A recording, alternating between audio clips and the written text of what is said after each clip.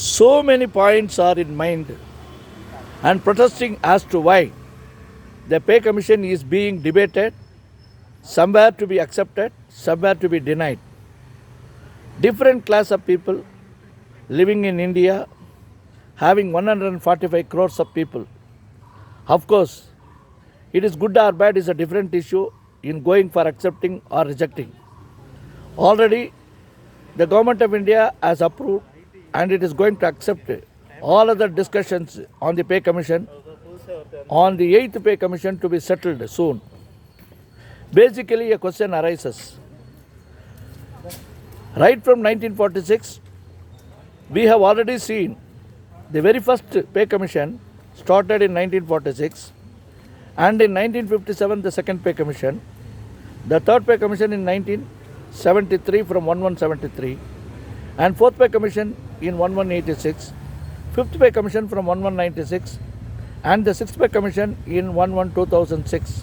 Thereafter 112016, the seventh pay commission, and they are demanding now 2026 from 1st January for the 8th pay commission. But in the first pay commission or in the second pay commission, there was a gap of 11 years. Again, 16 years from the second pay commission to the third pay commission, from 1957 to 1973. There again a gap of 13 years from 1973 to 1986.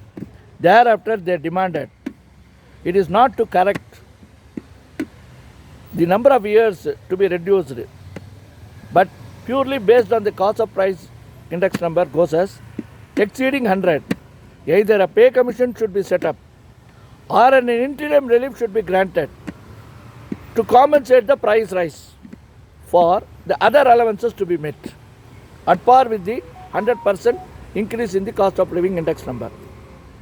They accepted. But thereafter, either by increasing after 100%, the interim relief were to be proposed. Even some occasion where it is exceeding 150 or 200, then they were to give even the second interim relief. It so happened in 1957 to 1973, again it so happened after 1973 to 1986 for the grant of first interim relief and grant of second interim relief. Afterwards in 1986, every year they verified, and finally on the 10th year they fixed for the pay commission. Therefore we got fourth pay commission in 1186, thereafter fifth pay commission on completion of the 10th year 1196, again exactly on completion of 10 years from 112006, again in 112016 also. Now after 2016 to 2026, the cost of living price index number, whatever it is, the dearness allowance granted is not exceeding 53% as on date in 2005 to 2016 more than 100. In 2016 to 2025, it is 53%. Even if you add another 2 DA, it is not going to be more than 60, and it will not touch the 100%. It will take another 2-3 years.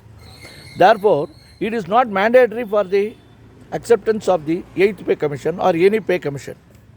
It may be dragged, or interim relief can be granted once the 100% DA is crossed.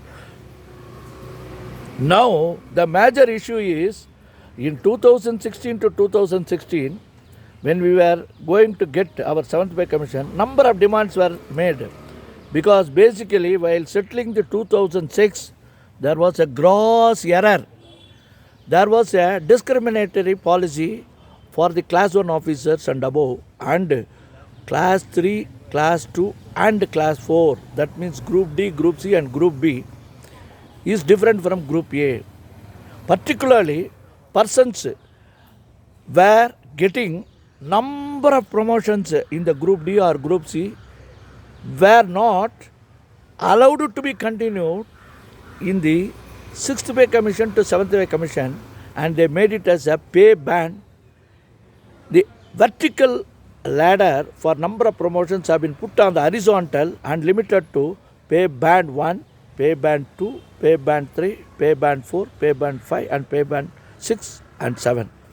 It is very, very bad in law. Indirectly, they have curtailed all promotions in the Group D, Group C, and to Group B. They were allowing very high scales after the J grade. Initially, 150 scales of pay were increased to 250 scale, 250 scale increased to 350 and brought down to the extent of only 24 scales of pay and grade pay. 1800, 1900, 2400, 2800, 4200, 4600, 4800, 5400, 6600, 7,600, 8,700, 10,000 and on. Like that, indirectly, pay band 1, 2 is given for the Group D as well as Group C, and pay band 2 and 3 was given for Group C and Group B. Pay band 4 and above were given to Group B, Group A. Again, pay band 5, 6, 7 were given only for Group A. That means indirectly, like earlier, the time bound promotion were more for the Group A officers, less than anything, and more promotions were ordered after 1957 in the second, third, and fourth pay commission were totally nullified.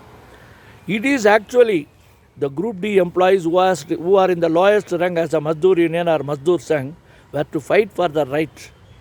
But ultimately, they were the worst sufferers who have gone to the court also, who have gone to the jail also, who were under protest and who were harassed.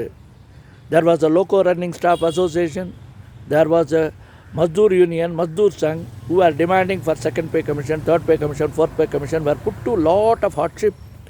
Whereas, it is the Group A officers who hijacked the entire pay commission, for which the Group D and Group C literally fought.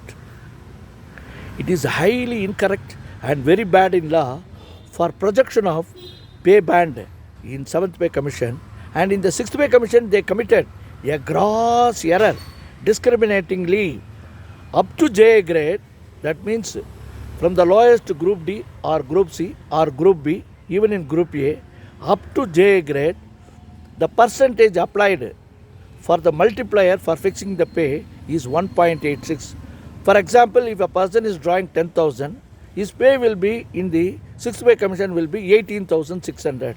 Whereas, if he is crossing beyond the J grade, junior administrative grade, their pay will be fixed at the rate of 2.57, particularly in that grade. That means 2.56, one above. That means 186 to 256, how many?